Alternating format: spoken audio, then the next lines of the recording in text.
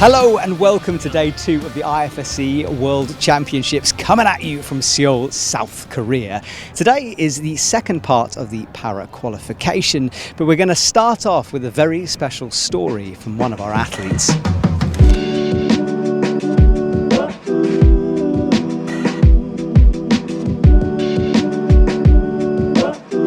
My name is Sarah Larcombe. I'm a para climber on the Australian team and I climb in women's AL2.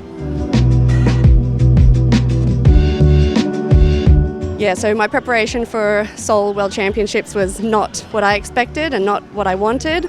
So I was having a lot of fun climbing outdoors in my off-season. In February I was in Arapiles, trad climbing, and I took a pretty nasty fall and I broke bones in my foot, leg and my back.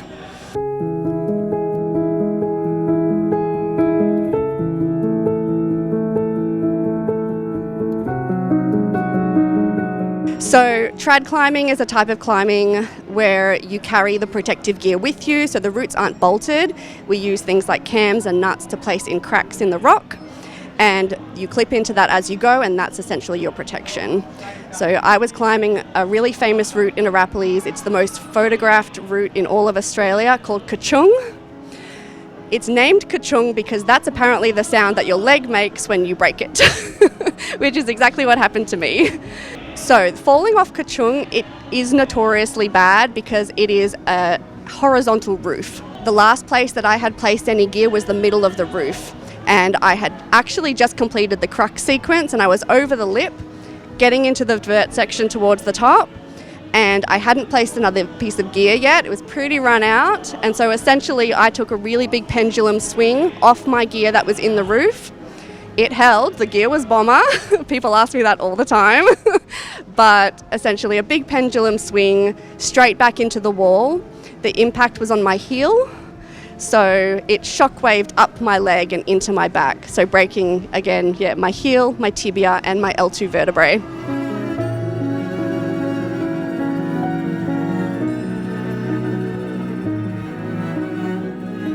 Yeah, so breaking your left leg, among other things, as a right leg amputee obviously is really complicated. It complicates recovery. I needed a lot more help around the house, for example, because I just couldn't walk for about 2 weeks. I ended up having to have corrective surgery on the tibia, so my left leg is full of metal now. I'm bionic on both sides. But definitely getting back to climbing was really different. Silver lining being that I really learnt how to use my prosthesis a lot better on the wall because I was actually less trusting of my left leg after the accident. The idea of falling and climbing has been really difficult for me to grapple with getting back into climbing since my accident. So obviously once I was climbing again, I was just starting on top rope. I was just doing easy things. And the first time I actually took a fall on top rope was off a little roof section, and it gave me total Kachung flashbacks. I was cut loose, I was hanging by 2 hands, and I was so pumped I couldn't get my feet back on. And even though I knew that I was supported with a top rope, it was honestly really emotional. I came off the wall and I just burst into tears. So, I think I'm as well prepared for this competition as I can be, but it is still very emotional being here.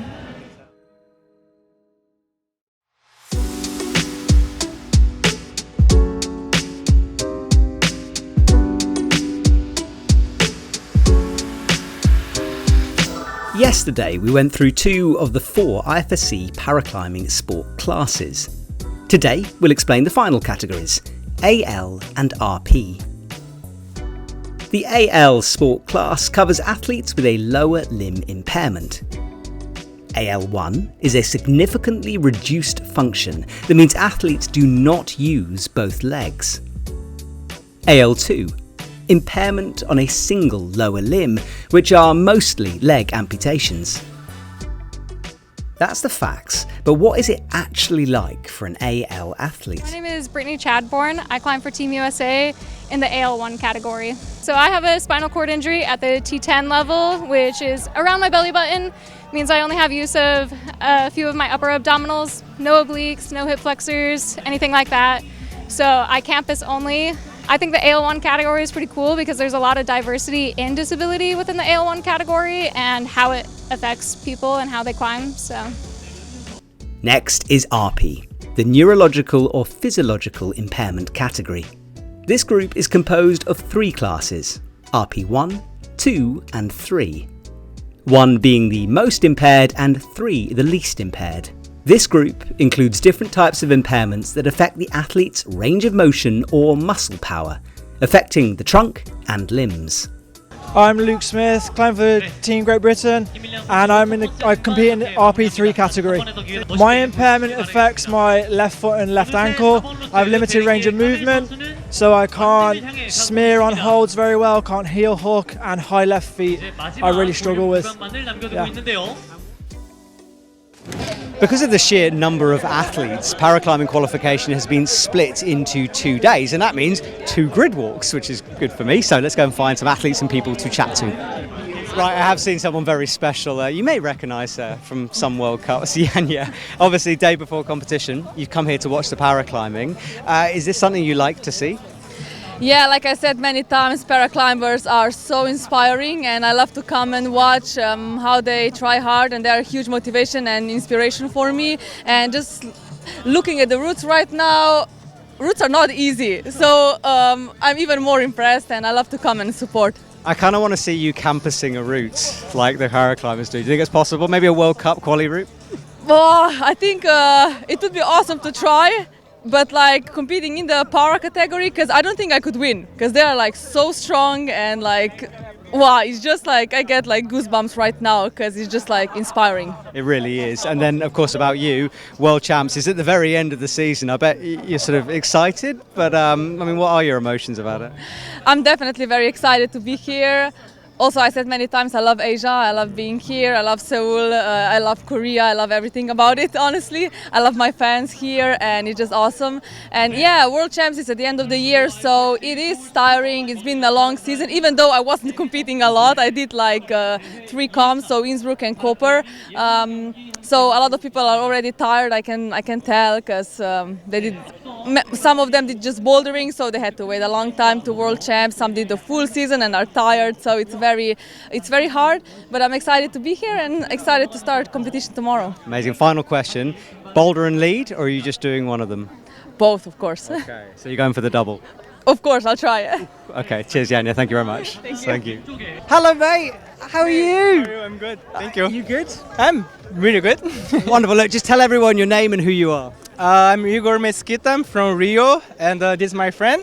We met in Rio, and I'm pretty good. How are you feeling fitness-wise? Are you feeling strong, ready for the competition? No, not that much. Really? No, not that much.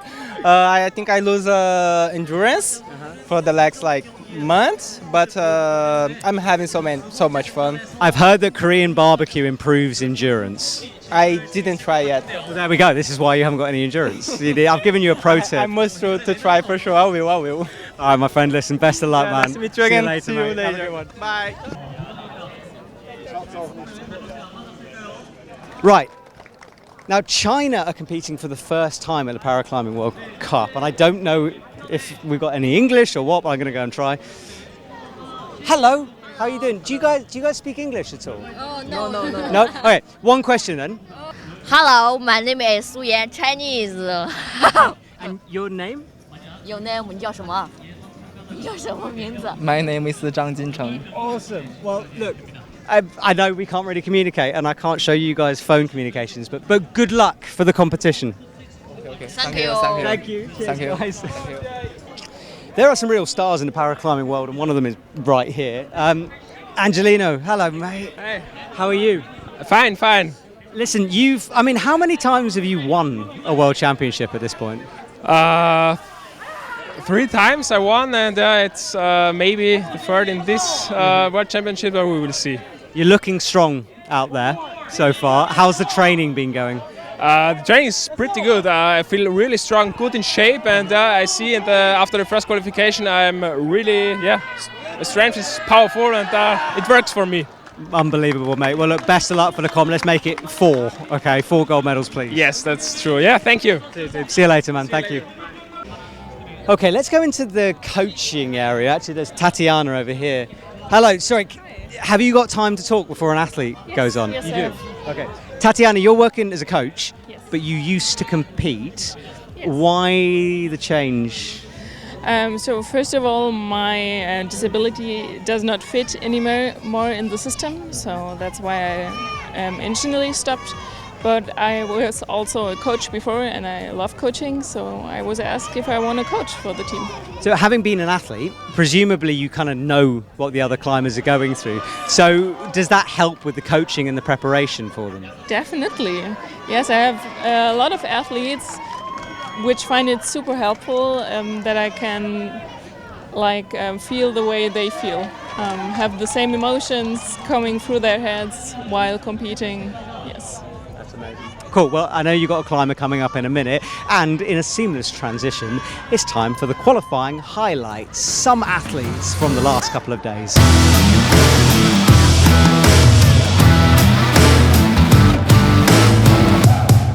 With 19 sport classes competing, there were hundreds of athletes trying to make the cut into finals. With lots of new faces and quite a few veterans, it was a busy couple of days. Here are some of the performances. For the first time ever, Chinese and Korean athletes took part in an IFSC Larcombe.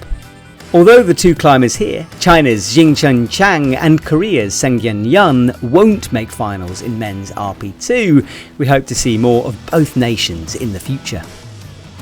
In men's AU3, only 4 athletes could get into finals due to numbers, and although he got silver in the last 2 World Cups, Switzerland's Dominic Geisler didn't make it here, coming 5th. France's Solène Piret, however, left nothing in doubt in women's AU2. First place in qualification. In fact, the last time she didn't win a gold medal was way back in 2018. Speaking of golds, the USA's Brian Zazuela, a gold medal winner from Salt Lake this year, in men's AU2 cruises into finals in first place. The crowd screaming on his every move at the top of the wall. We took him for dinner at the last World Climbing Club and luckily didn't give him food poisoning. India's Manikandan Kumar is through for men's RP2, falling here on Route 4 after a good fight. The visually impaired or B category is always closely contested, but the USA's Lynn Poston at only 17 is making a name for herself. 3 comps, 3 medals and a chance for another one here in women's B3. Another true legend of the sport is France's Thierry Delarue, who was again drawing on his experience to make it through in men's AL2. The AL1 category has combined men and women due to the number of athletes competing.